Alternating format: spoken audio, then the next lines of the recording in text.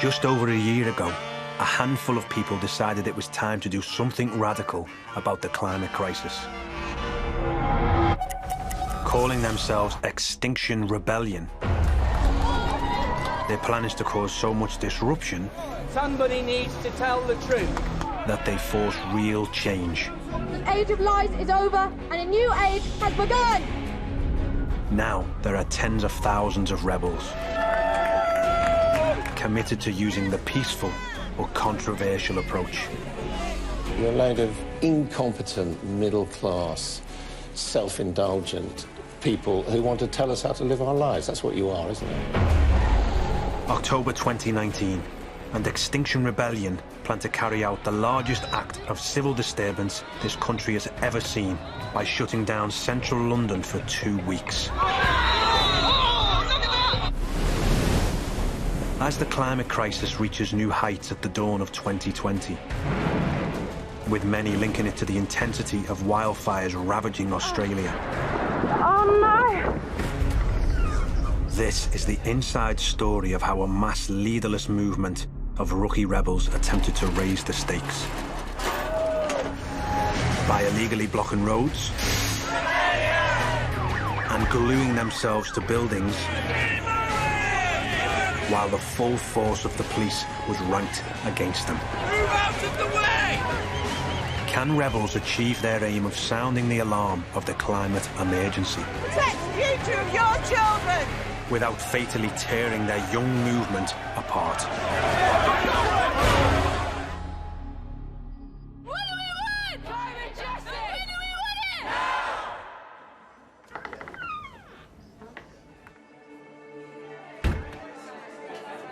it? Rebels are busy preparing for the October Rebellion in London in 3 weeks' time. But their HQ isn't your traditional headquarters. Extinction Rebellion is organised in a non-hierarchical manner. So what that means is there is nobody really in charge. There's no leadership. As long as you abide by the aims and principles, you can set yourself up as a group. You are Extinction Rebellion and you can take action.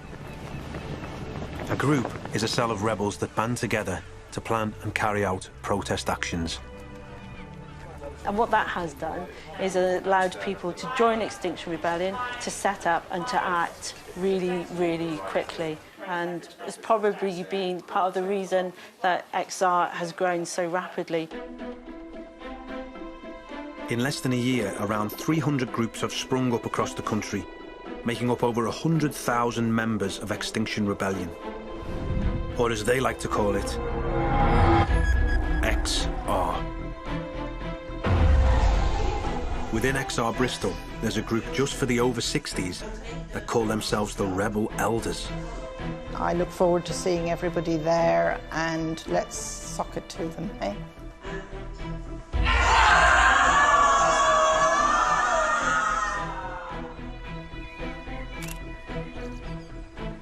While a group of medics concerned about climate change have formed Doctors for XR.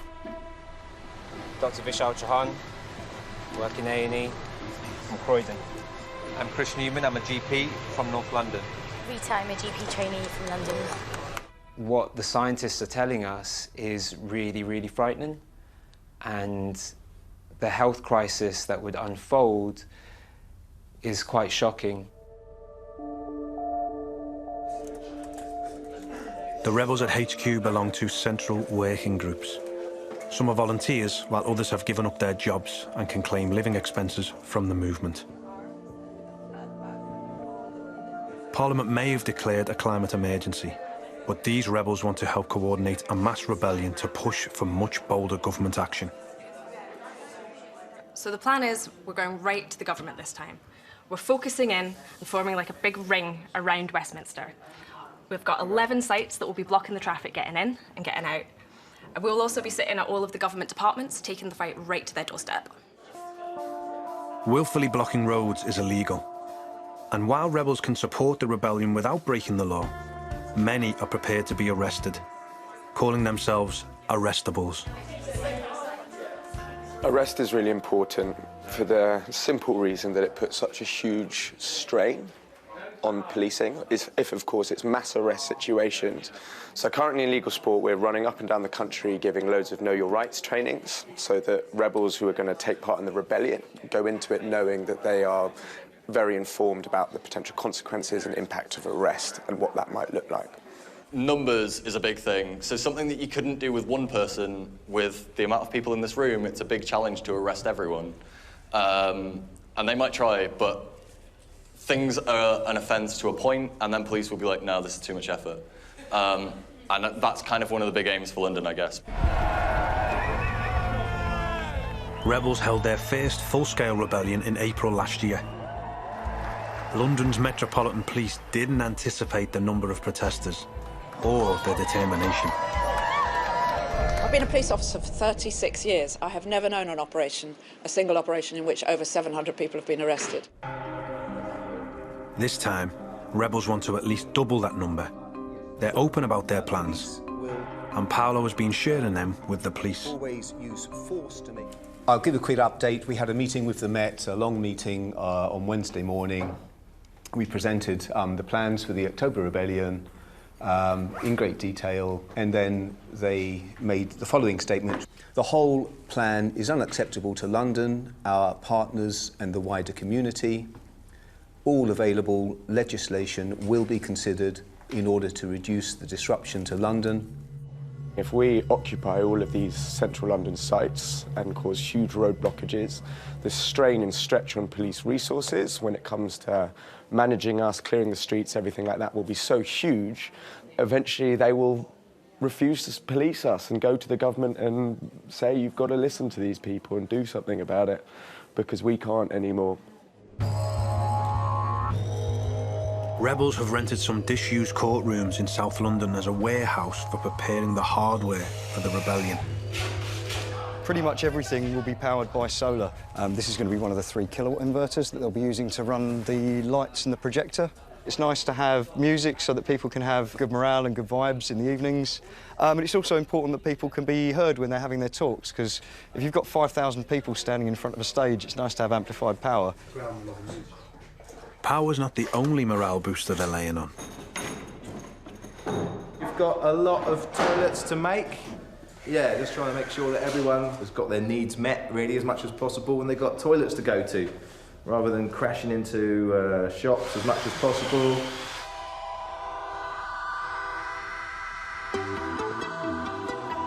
One of the biggest challenges is keeping all the different rebel groups up to date and on message in the heat of the rebellion. One of the great tools we have to help us do this, apart from social media, is this Telegram app, which is brilliant. We've got over 12,000 subscribers on the Rebellion broadcast channel, and you can just ping in an update or a call for help or an action that's coming up, and over 12,000 people will get it in their phone. Lots of emojis, and and also keeping them as short as possible helps. And I totally know that we have members of police and journalists in these chats, but that's okay because they're not designed to be private or secret. It's how we operate. Everything is open.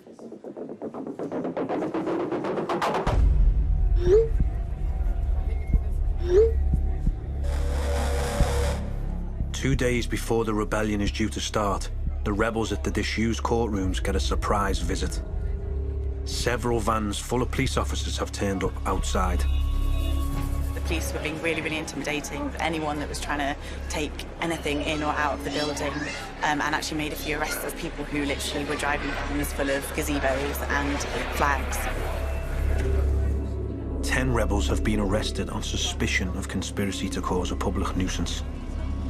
Whose future? Our future!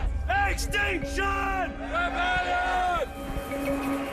This charge has never been used against rebels before, but it does give the police the power to enter and search the premises.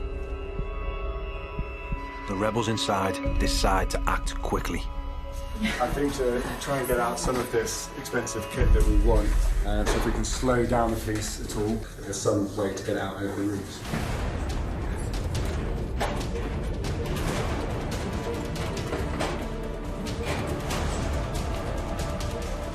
Right, so we're only we need to split up. Is there anyone here that knows how to use tools? Right, yeah, great. So we need to find like either hammer and nails or screw gun and screws. But I don't know all the tools we've got. I'm trying to barricade the doors so that we can buy a bit more time.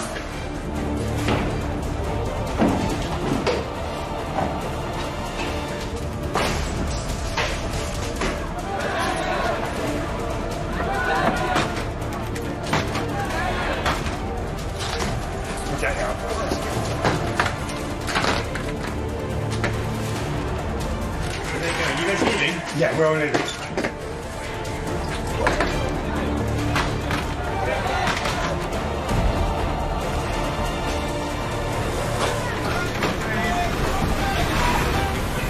Police, I think, broken in, or they're coming in. There's no point in staying, we're all gonna leave.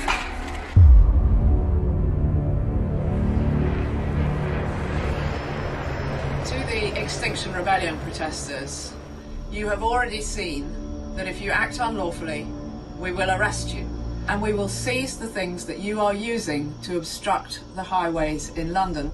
We will continue to be very positive and deal with unlawful behaviour.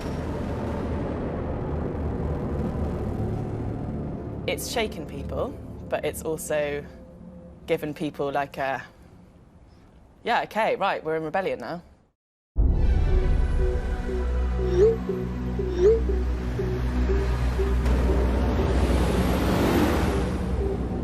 It's dawn on the first day of Extinction Rebellion's plan to block the roads at 11 sites around Parliament. Even though Parliament has declared a climate emergency, the rebels want to put pressure on the government to make the climate their #1 priority.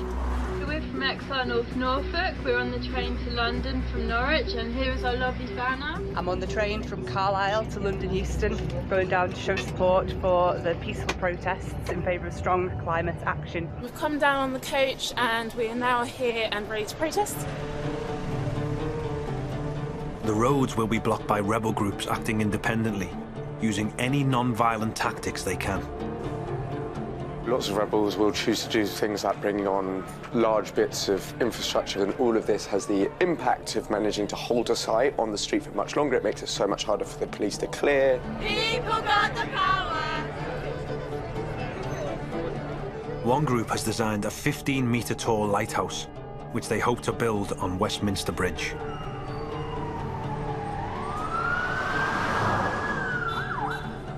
No one is in charge of the rebel groups, but the action coordinators gather nearby to keep tabs on developments.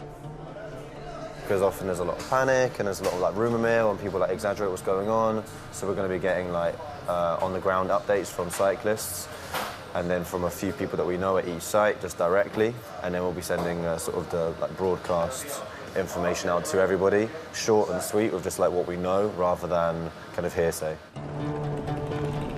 Thousands of police from across the country are also getting into position. They have a clear command structure with orders issued from Metropolitan Police's high-tech operations centre.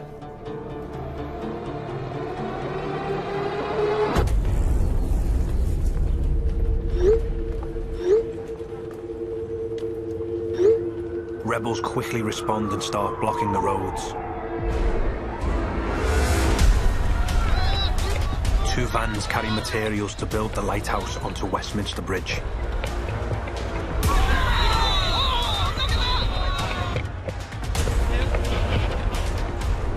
Police clock what's going on and manage to stop the pieces being unloaded. A few hundred metres away, outside the Home Office, an XR group from Bristol take a more direct approach.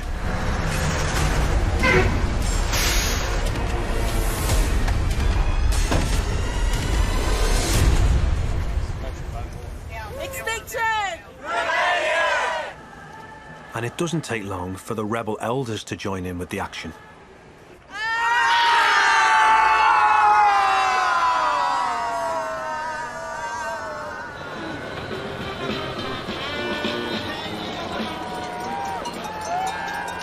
Police have come down quite hard. There have been about don't know, 100 or so police on each site, I think.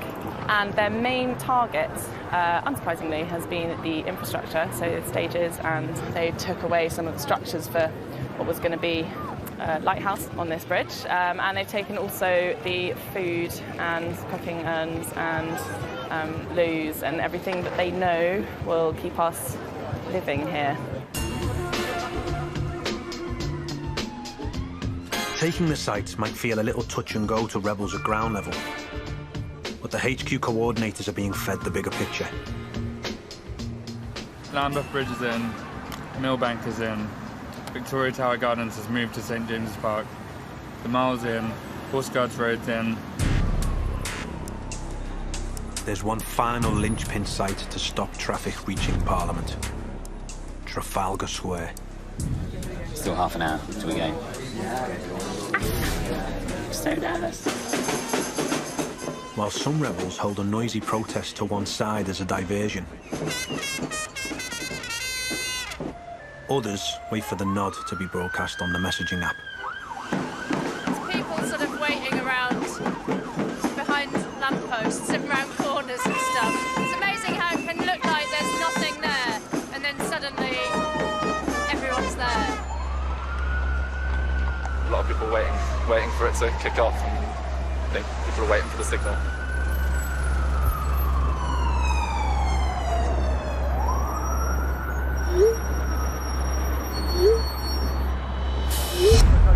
Go, move.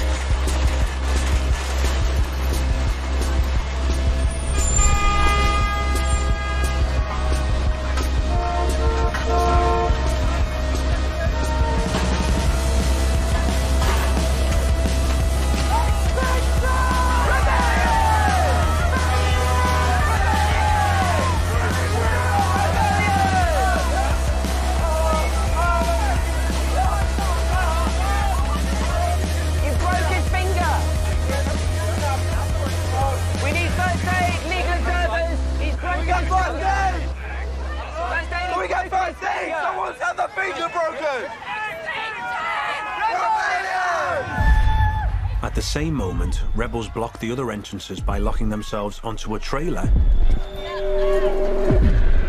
and a symbolic hearse.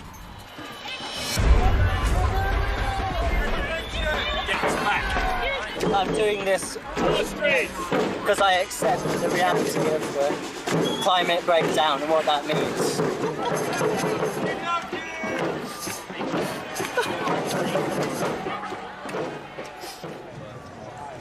A load of police officers just pounced on me. One of them grabbed my finger and snapped it. I heard it snap.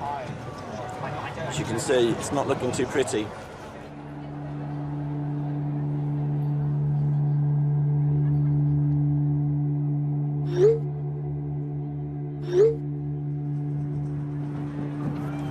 I think we've got Trafalgar Square. We've fucking done it. This is brilliant. So Trafalgar Square is one of the most disruptive sites. So being able to take this and have all these numbers just come in slowly and not get kettled, I'm bloody impressed. These people are amazing.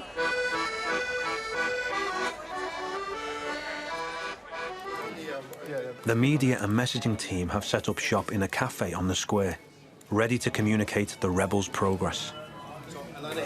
We've got reps on our side from the office connecting with all of the different sites so that we hit the deadline so that the media have something for us before the 1 o'clock news. Police have arrested more than 130 people in connection with a climate change protest in London organised by Extinction Rebellion. The group has blocked Lambeth and Westminster bridges, but says its aim is to shut down the whole of Westminster. But Londoners don't need the news to hear about the rebellion. Everybody's daily lives are being disrupted. I understand what they're doing, but I've got a day's work to do, same as everybody else. They have no right to do this. I think, what they're doing is brave, and, they're actually the ones who are, speaking out and doing something about it. It's not an issue, but that's the way that they're going on about it, and this is definitely not helping no one. These guys obviously can afford to just hang around and make a noise. I pretty much agree with what they're doing. I've got kids myself, so, you know, I want them to have a nice, safe planet. Extinction Rebellion! Late in the evening, rebel coordinators get together to take stock of the wider impact of the rebellion. We got a range of amazing coverage today. Across the political spectrum, there was coverage of us from The Spectator and The Telegraph. The Daily Mail, for the first time, provided excitable and positive framing of XR protests. Also, it was covered in BBC News at 6, News at 10, News at 9. They're interviewing Gail now for 10, but I think Channel 4 has got it ITV, so it's across all news and Sky.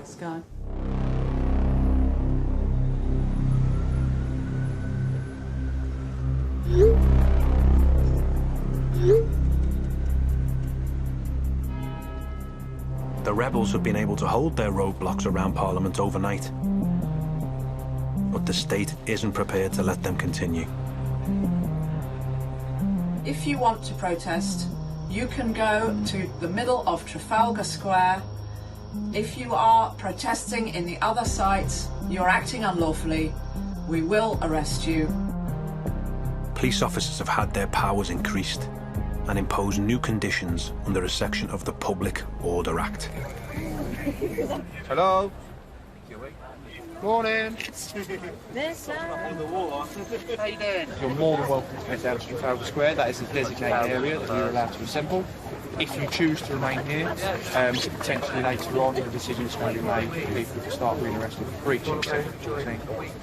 The information is that the police are declaring Trafalgar Square as the only place for legal protest. Yeah. Which means that at some stage today they're going to want to come around and will ask us to leave. Yeah. If we don't leave, then we're liable to arrest. So we need arrestables here. At HQ, there's some surprise in the way this Section 14 of the Act is being used. So normally the way it works is you're forbidden from congregating in a specific area for a certain time frame, whereas here they've reversed it and said you're only allowed to congregate in a specific area for this time frame.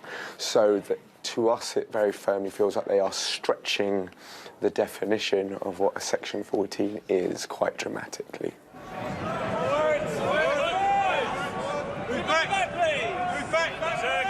Most rebels decide to stay put at their sites, but the police soon start using their new powers to try and force them towards Trafalgar Square.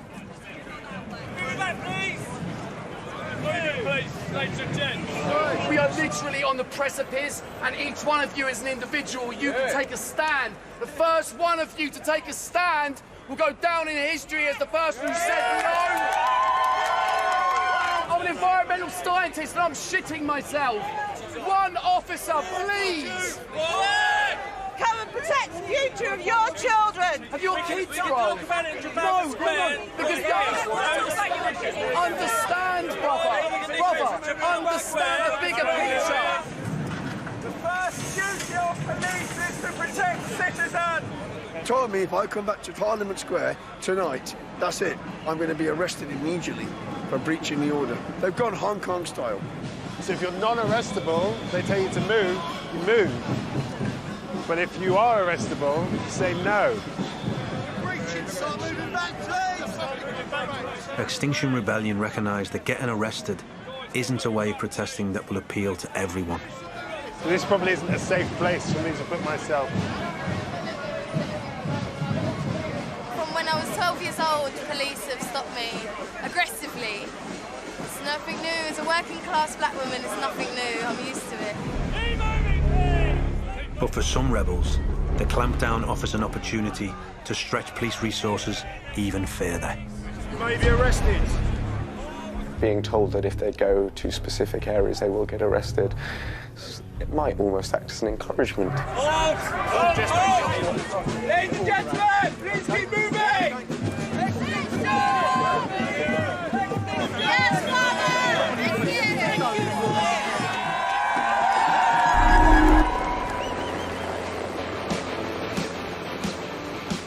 At Trafalgar Square itself, rebels take advantage of the police being busy elsewhere to shore up the site with some serious kit.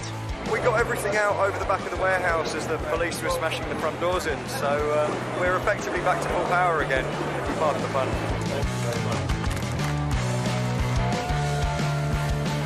Having the run of Trafalgar Square allows rebels to unleash their creativity.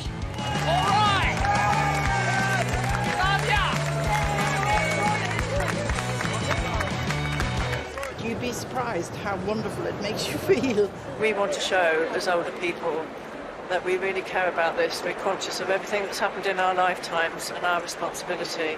And the young people are leading this, but we're right behind them. But as the struggle to hold on to the other sites continues, some are questioning the tactics. The point isn't to hold sites, the point is to cause disruption that raises the alarm. You know, that's the key, and I think we're missing a trick a little bit. Maybe we can carry out other forms of disruption and be more agile. A group of coordinators from HQ have been coming up with a plan to disrupt a very different kind of site.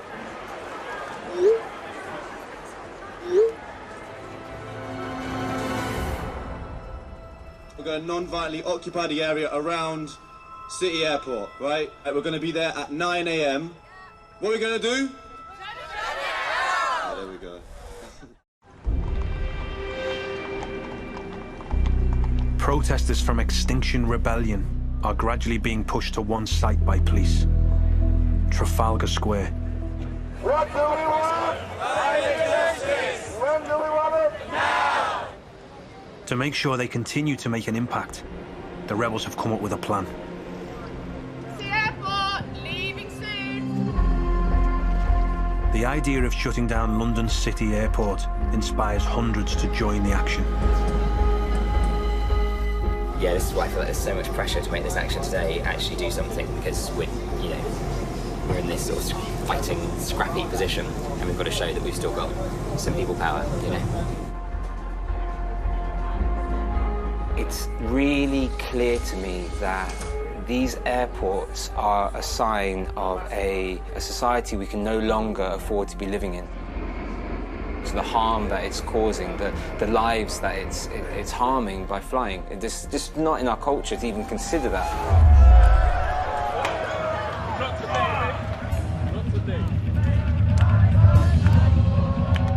Vishal is one of several medics who feel this is a good place to voice their frustration at the lack of climate action. We're here to shut this airport down because 26 people every day die in London because of air pollution. Well, I don't know what they're calling themselves this week, but they're blocking the road, stopping decent, hard-working folk from going about their daily business. Why don't you go and get jobs? Our government has been criminally negligent in its inaction against climate change. A few rebels dress in their business best and have bought plane tickets so they can enter the airport terminal itself. Many more rebels sit down at the entrance to the airport.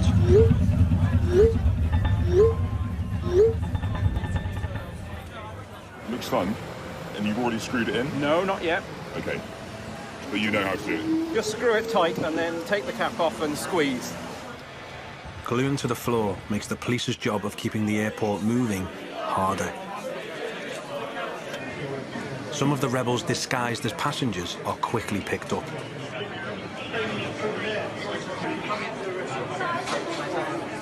But others get further. Paralympic medal winner turned rebel James Brown is partially sighted. Okay, here I am. On top of a fucking airplane. At City Airport. I hate heights, I'm shitting myself. You can't say there's a climate emergency and then continue to subsidise fossil fuel industries. This is for my kids, this is for everybody's kids. Planes continue to take off with minimal delays, but rebels are determined to make full use of the moment.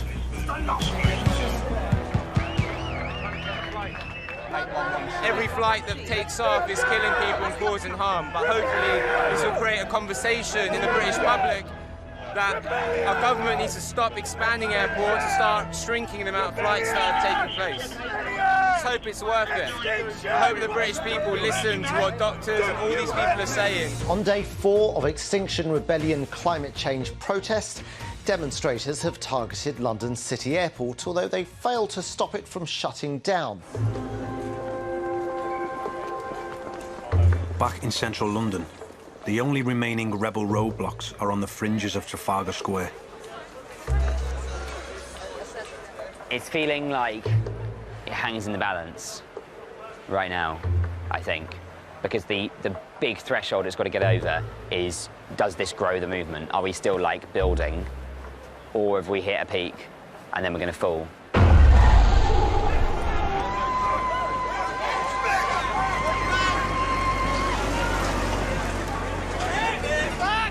As the police start to push rebels back to the allowed protest zone on the square itself, quick-thinking rebels take to the stage to boost morale. Please remain peaceful. We are not in a hierarchy like the police. We are not an oppressive regime like our society and our government right now. No, we're all together sharing these resources. And if one of us falls, if one of our sites falls, we share, we regrow, we come back, and we come back stronger. And so we need to make a decision about what the future of this site is going to be, our response to the police, and how that affects on the rest of the rebellion. Rebels decide to try and hold the roadblocks by the square. For every day that the rebellion keeps going on, it makes the police look bad. And so a lot of pressure will be put on them to do whatever they can to make it go away. Even using the extra powers from the Section 14 of the Public Order Act, the police have been stretched to their limit for a week. Officers are dropping off because they're getting sick, they're exhausted. Unwilling to let rebels wear them down any further, police ratchet their powers up yet again.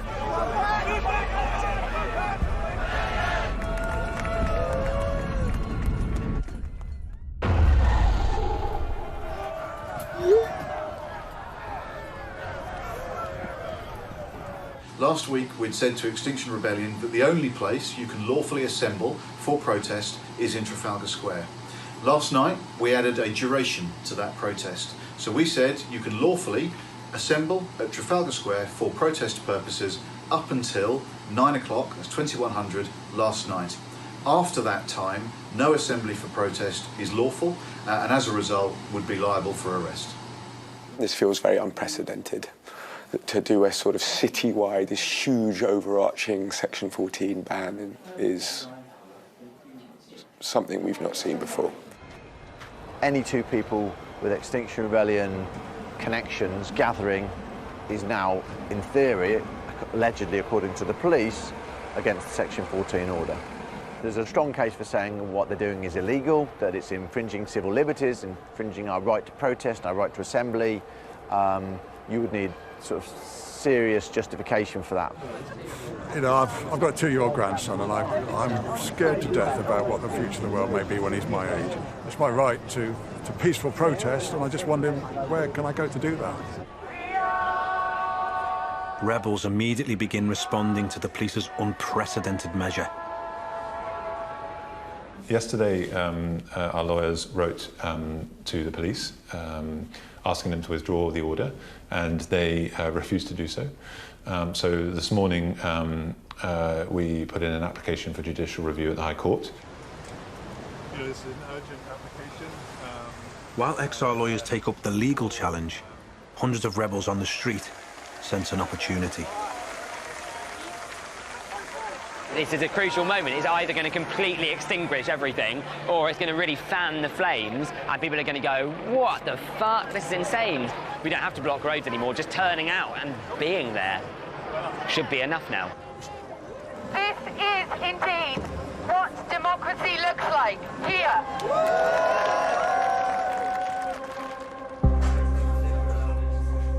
But there's one group who feels so frustrated, they want to go much further.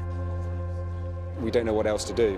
And people, you know, willing to not be liked and to go to prison just for the sake of really trying to raise the alarm further. Mark's part of a group that plan to close down sections of the London Underground. This radical idea worries some rebels so much, They used a messaging app to carry out a snap poll of 4,000 rebels. The result is a clear warning that the plan risks rupturing Extinction Rebellion itself. But with individual groups free to do whatever they like as long as it keeps to core principles, the support teams at HQ start to prepare. I met the superintendent there at St James's Park, and he just went through he said that, the proposed action is wholly unacceptable, utterly irresponsible and dangerous. Among the risks to passengers include being crushed, potential contact with live rails.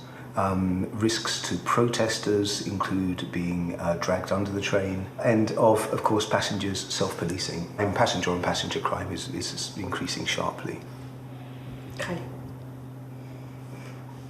Thank you, Paolo. Okay. Yes. Not really. It is controversial. And there's going to be a lot of people in the movement, and there's going to be a lot of public that really hate it.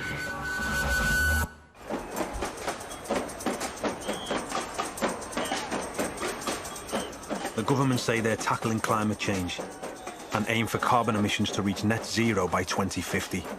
But Extinction Rebellion believe this is too slow and have been trying to pile on the pressure for almost 2 weeks. Now, with their right to protest in the capital withdrawn in an unprecedented move by police, a group plan to disrupt the London Underground. You may have followed that inside the movement there's a lot of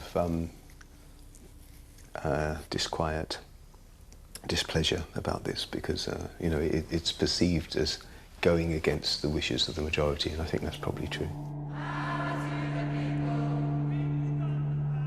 Given the hard line the authorities have been taking, Paolo was only told the exact location to pass on to the police as the disruption begins.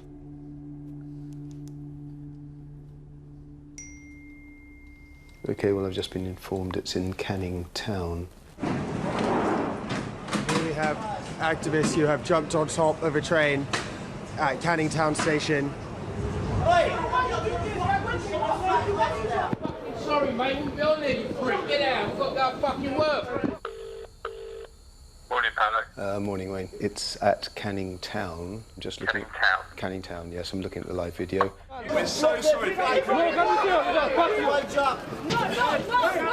get him, no. No, don't do that. Stand there, give it bigger, mate. Come down and give it fucking bigger. Okay, lovely. Lovely. Cheers. What did they know that we don't know? What did they know that we don't know? It doesn't work without people working, right? Yeah. People have to work.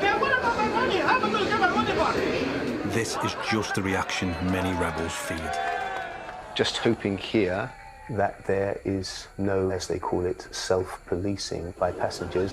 You're fucking everyone's self, and then you ain't gonna change shit. Tell you what, mate, come down here. Come down here. Come see how far you get. Violence solves everything. Look at us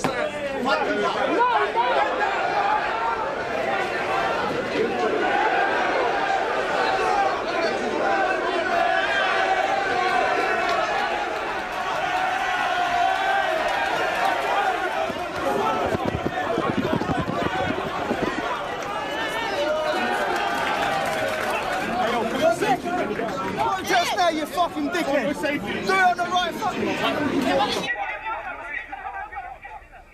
It's unlike any scenes we've seen so far, then, isn't it?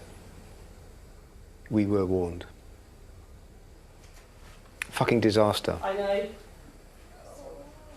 It's very easy to start with the recriminations and say that should have happened, that should have happened. It's clear that we need to look at this very carefully and learn from it. No one wants the scenes that we saw. It's horrendous.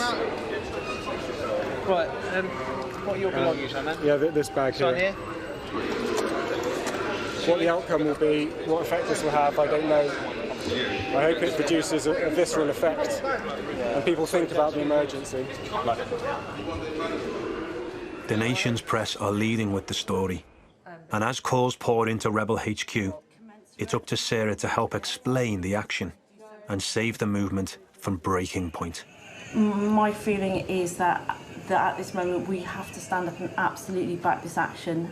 We've got the press in front of us, so we acknowledge the action, acknowledge the disruption, even acknowledge the division, and then we turn it and we go for, but why are we, you know, having to do this? What's driven us to take this kind of radical disruptive action? Brilliant. Yes. Yeah, it's an act of desperation, right? Okay. Yeah. We're facing the deaths of our children, and this is an act of desperation. What else can we do? I mean, the footage is fairly horrible, but no, yeah, but that's going to go around the world, right? Oh, fucking hell. Commuters have clashed with Extinction Rebellion activists at a number of tube stations in East London this morning. I can totally understand the frustration of people literally trying to get to work, travelling on public transport, because that's the sort of thing you're supposed to do if you're trying to save the planet. One person saying, I just want to get to work. So haven't you surely shot yourself in the foot? So I really understand the level of disruption that this action has caused, and in no way do I want to minimise it. Is that sort of an admission that you got it wrong this time? So I don't think we've got it wrong necessarily, because today I'm sitting in this studio and we've been bumped 3 times from this morning's studios in the last 10 days, and it's taken us being this disruptive to get on your programme. Is that why you did it? Extinction Rebellion may be getting the press coverage they crave, but it's left rebels feeling confused and divided.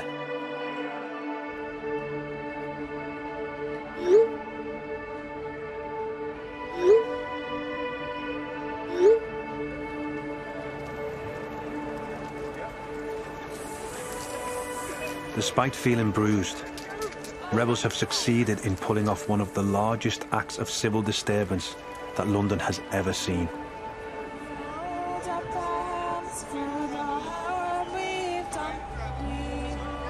Just despite everything, despite the police coming down hard and the Section 14, people are still out here using their right to peaceful protest, and yeah, it really feels amazing. Rebels have faced the challenges of being part of a leaderless movement. But it's the police's approach that has been found wanting. The climate activist group Extinction Rebellion has won a legal challenge against the Metropolitan Police. The High Court ruled that the Metropolitan Police overreached their powers in their struggle to contain the protest. And over 1,000 arrests have been dropped. We're delighted with today's result. It vindicates our belief that the police's blanket ban was an unprecedented and now unlawful infringement on our right to protest. Having the police try and ban an entire movement is a massive success, because you only have to ban a movement that's powerful and that represents a truth that you're scared to tell. It shows we've got power, and it shows they're scared. Public concern over the climate crisis has reached an all-time high.